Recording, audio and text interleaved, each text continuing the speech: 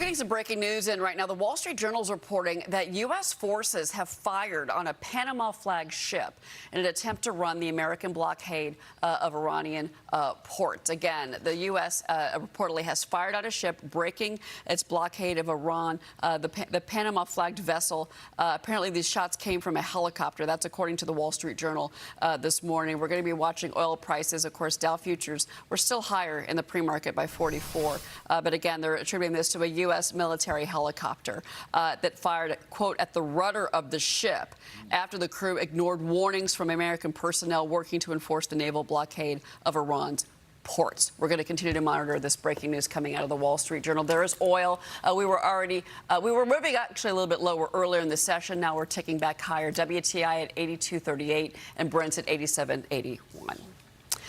Well, a massive push underway to rebuild America's shipbuilding and robotics, and AI are playing a big role in it. GrayMatter Robotics is an autonomous robotic systems manufacturing company, and they signed a performance-based agreement with HII alongside Path Robotics. This deal worth about $900 million for work over the next 7 years. Now, this builds on the partnership announced back in April to bring physical AI into manned and unmanned shipbuilding. I want to bring in GrayMatter Robotics co-founder and CEO Ariyan Kabir. Ariyan, congratulations on this deal. Tell us more. I think I'm having some audio issue. I'm not able to hear anything. Oh. Are you able to hear me okay? This is Cheryl Casoni. Can you hear me? I can hear you now perfectly. Okay. Then we're good to go. All right. So I was telling our viewers about the deal that you've just announced. So tell us more about it. Yeah, this is unprecedented. This is the largest deal in the history of physical AI. Physical AI is no longer a lab experiment or a lab demo. This is coming to U.S. shipbuilding. And at GrayMatter Robotics, we're bringing factory superintelligence at an unprecedented speed and scale to U.S. Navy shipbuilding. This is very exciting. Liz Peek's got a question for you. In particular, this is, I'm assuming, Liz, great news for the jobs market. Go ahead. Well, yeah, I mean, as you know, there's a lot of pushback against AI and certainly the physical manifestation of it, worried about jobs. And in your website, you feature a product which you says you want to move parts, you want to pay people to make parts, not move parts. So what is your message to those people in America who are afraid of the jobs that are going to be lost to AI and particularly to physical AI?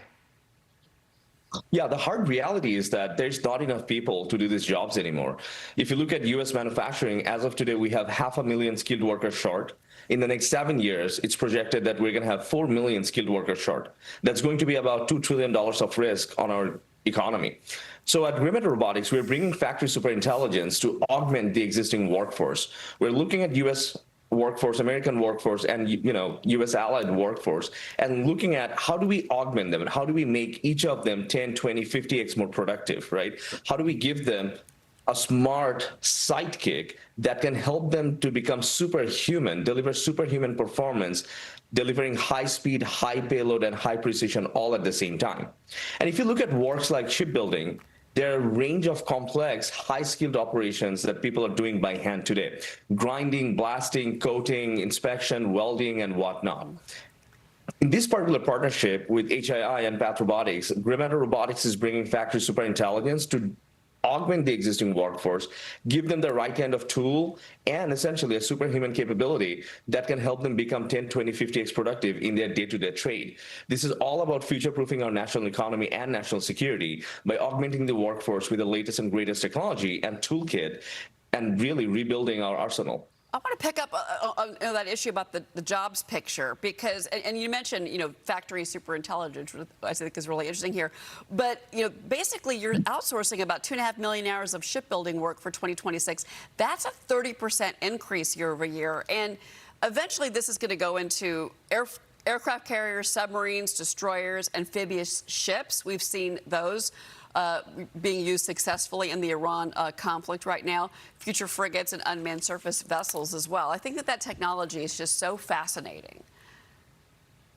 Yeah, I mean, if you look at U.S. versus China, right? China is building ships at a few hundred times faster pace than U.S. The only way we can catch up is by augmenting our existing skilled workforce with physical AI and autonomous robots to really help, really create a new next generation shipyard, reimagining how ships are made today, and having some of these solutions and factories that are rapidly reconfigurable and rapidly deployable, so that as our demands keep on soaring, we can keep on scaling up our production capacity at the pace our national security needs. Right. No, and certainly this is so crucial right now for the American military, but also for national security. To your point, this robotics race is quickly becoming a very large national security race, and the U.S. is certainly working to keep China and their advancements at bay. The FCC is moving to restrict new Chinese-made robots from even entering the United States market, Ariyan. And you wrote in Fortune that protection against Chinese advancements alone isn't going to win the race, and that the U.S. has to actually build and deploy their own. Tell us more about this. It's all about adoption, right?